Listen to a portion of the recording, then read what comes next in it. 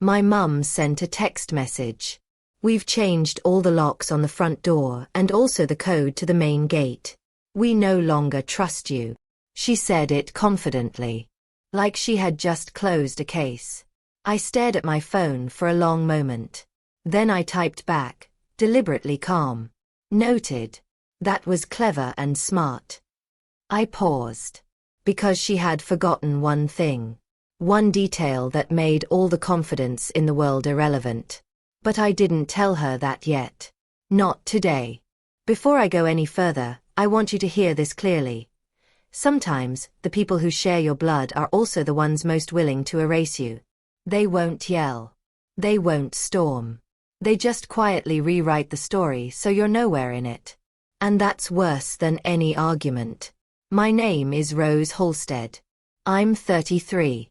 I live in Madison, Wisconsin. I manage operations for a small estate management firm.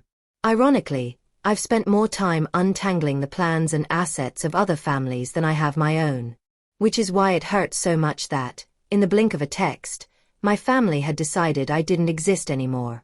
I grew up in a house where order mattered more than affection. My mother, Mary Ann Halstead, was always pristine and precise.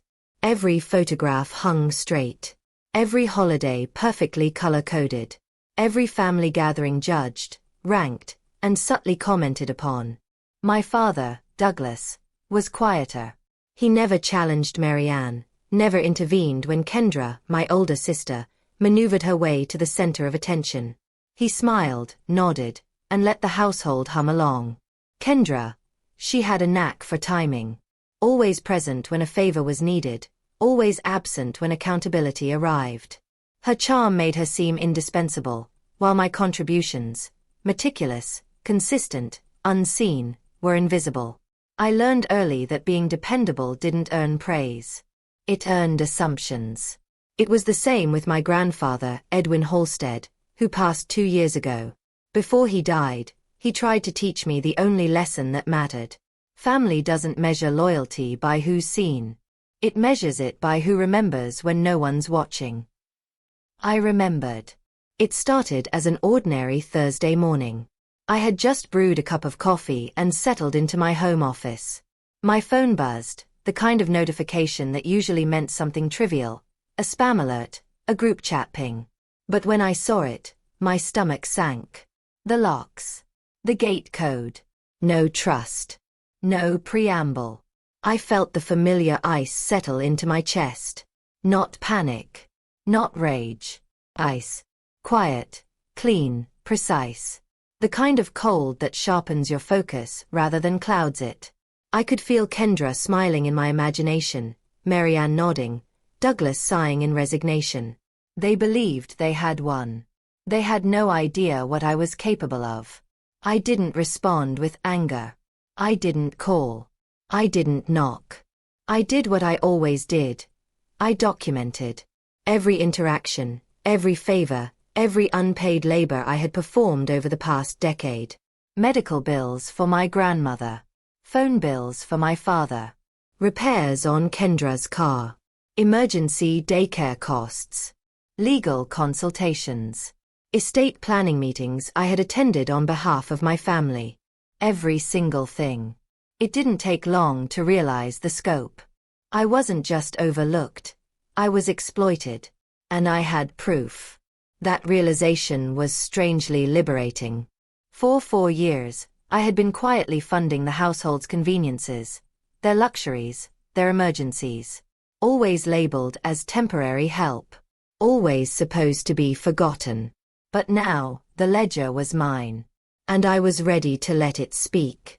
I didn't confront them immediately. That would have been satisfying, but childish. They needed to wonder. They needed to feel the absence of my reliability.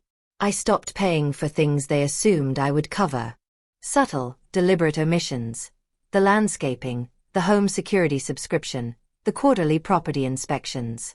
Each day, silence filled spaces I had previously occupied with invisible labor. Kendra called first. Rose, is something wrong with the system? Did you miss a payment? She asked. Her voice was sharp but carefully controlled. No, I said evenly. Everything's up to date. A lie. Of sorts. But one measured with precision. Certain bills I redirected to my own accounts. Others I let sit, quietly, until someone noticed. The day Marianne realized the garden wasn't being tended, she sent me another message. This is unacceptable, Rose. We trusted you. You're making things difficult for everyone. I read it and smiled faintly. Noted, I replied. No emoji. No flourish. Just acknowledgement. While I let the silence settle, I started digging. The estate documents from my grandfather were supposed to be in order. I had copies, or so I thought. It turned out Kendra had been maneuvering behind the scenes with Marianne's approval, rewriting sections of the will, transferring assets to her name, removing my mentions as beneficiary of certain accounts and personal holdings. They thought I wouldn't notice. But I had the records. The notarized drafts, the estate lawyer's initial instructions, emails, meeting notes. I traced every change, every deletion, every forged signature they assumed would go unnoticed. And I built a folder, digital and physical, every piece labeled and time-stamped. The cold, meticulous clarity of evidence gave me power. I reached out to a friend outside the family, Naomi, who had legal experience in estate disputes. You're not the problem, she said after reviewing the documents. You just need a plan. A precise plan. We devised a methodical approach. Notifications to the attorney. Confirmation of the true drafts. Steps that would restore my rightful place in the inheritance. Quiet, legal, and undeniable. No confrontation needed yet. Because the best revenge isn't loud. It's invisible until it lands, and then it hits without mercy. That evening, I sat in my apartment and looked at the records. Not a single piece of paper could lie. Not a single transaction could be ignored. I sipped tea instead of coffee, watching the city lights shimmer on the lake. There was a stillness I hadn't felt in years. Not anger. Not despair. Just clarity. They changed the locks. They thought that closed the story. But they had forgotten one thing. And that one thing would make the difference between chaos and control. I leaned back in my chair, letting the thoughts settle. Silence, patience, and precision were my allies. Part 2 would be the payoff. But for now, the stage was set, the evidence compiled, and the calm before the storm was mine alone. The week after Marianne's message, the house felt empty to me in a way I had never noticed before. Not physically, but in the mind, the absence of my labor, my organization, my presence. Kendra called first. Rose. Mom says you're being difficult.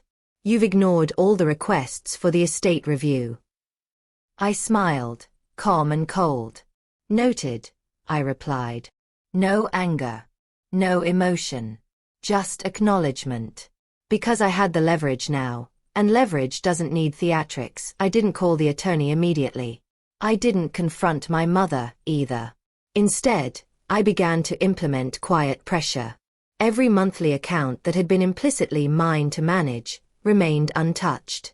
The utility payments for the cabin, the annual maintenance on the lake house, even the property taxes Marianne assumed I would forward, all paused. No warnings.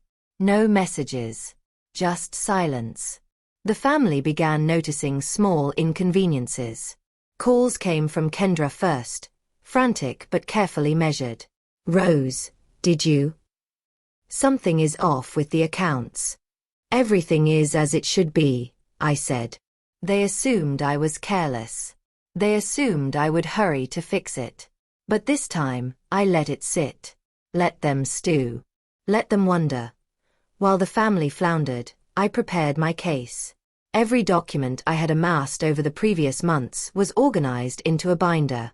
Not just financial records, but correspondence, emails, meeting notes, attorney drafts, scanned estate documents. Every deleted clause, every attempted transfer, every signature that had been forged or manipulated, it was all catalogued, labeled, and dated. I had proof, yes, but I also had patience.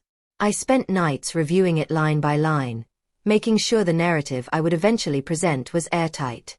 Mistakes or gaps could give them a foothold. Precision would be my weapon. I didn't need an audience for the initial confrontation. I called Mark Ellison, the estate attorney, and requested a meeting. "Mark," I said steady, "I've reviewed the estate files. There are discrepancies that need to be corrected immediately. The records indicate that certain beneficiary clauses were altered after my grandfather passed."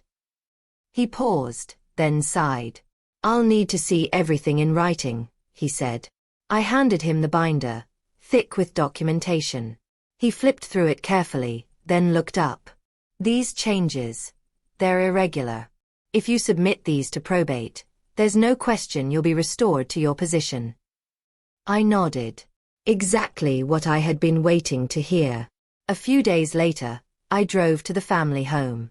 I didn't knock. I didn't announce myself. Marian answered her phone, crisp and confident. "Rose, what are you doing here? This isn't convenient." "Noted," I replied. I wasn't here to argue. I was here to remind them that the invisible work I had done, the years of careful management, the constant support they assumed was eternal, was documented and actionable. I left a copy of the binder with Mark Ellison, who confirmed receipt, and then returned home. The real tension came silently. Phone calls became terse. Emails were clipped. Marianne tried to reassert control by making small performative gestures, a check for a minor utility, a text about a maintenance issue, but every attempt bounced against my calm, deliberate inaction. The inheritance issue didn't need a spectacle, but it needed recognition. I contacted the estate attorney to schedule a formal review, inviting Kendra and Marianne under professional advisement. The day arrived, and they walked into the law office with confident smiles. Marianne's, polished and calm. Kendra's, slightly smug, assuming they were still in control. I arrived 10 minutes late. Quiet. Collected. Nothing dramatic. Mark Ellison greeted me. "Rose, shall we begin?" I nodded. Documents were presented. Records read aloud. Every forged alteration highlighted. Every missing clause restored. Every attempt to sideline me methodically undone. For the first time, Marianne faltered. The words she had typed with such confidence now sounded small when spoken aloud. Kendra's smirk cracked as the attorney confirmed that all assets and accounts were legally mine, just as Edwin Halstead had originally intended. I didn't yell. I didn't call anyone names. I didn't ask for apologies. I simply left. The locks they had changed, the gates they had secured, the confidence they had wielded, it didn't matter anymore. I returned home, where the lake shimmered in the afternoon sun. The binder, the documents, the attorney's confirmation, they weren't just proof. They were freedom. They called, of course. Marianne left a voicemail. "Rose, we need to talk. This isn't how I imagined it." I didn't call back. Kendra sent a text. "This isn't fair. You can't just take control like this." "Noted," I replied. No emoji. No flourish. Just the cold precision of acknowledgement. That night, I sat on my balcony with a cup of tea. The city lights reflected on the water. Silence had weight, and for the first time, it was mine. I realized something important. Family doesn't always recognize your effort. Sometimes, they erase it entirely. Sometimes, they assume it will disappear without record. But truth has a way of asserting itself when you prepare carefully and act deliberately. The inheritance wasn't just money or property. It was recognition of years of invisible labor, of patience, of restraint. Taking control wasn't revenge in the petty sense. It was justice executed quietly, cleanly, irrevocably.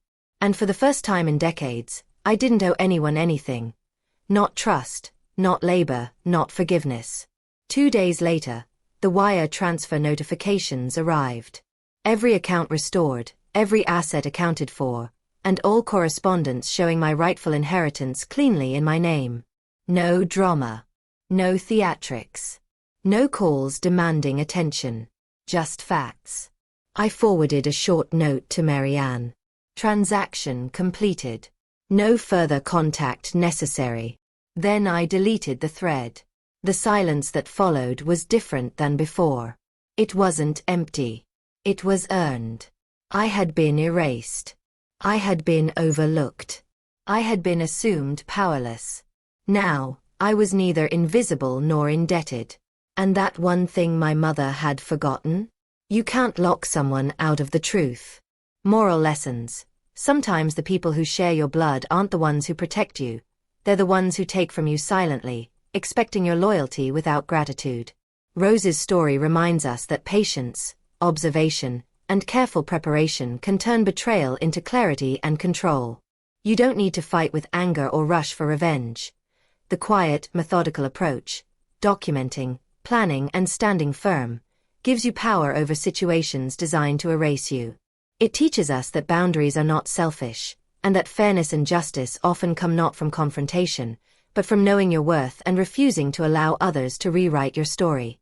Most importantly, it encourages anyone who has been overlooked or exploited to trust that calm, consistent action and self-respect can reclaim what is rightfully yours and restore peace without chaos.